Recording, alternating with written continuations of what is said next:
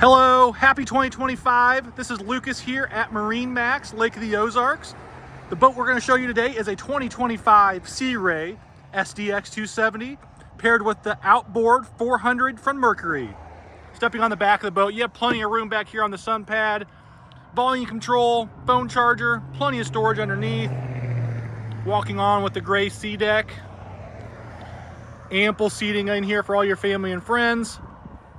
Option for a table back here.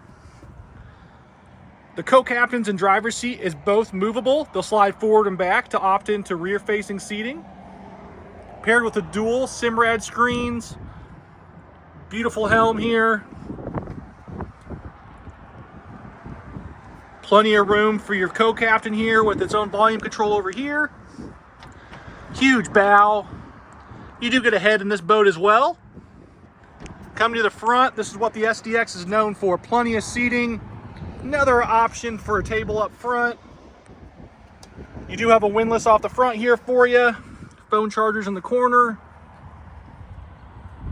Very nice interior here on this 2025 270 SDX from Sea Ray.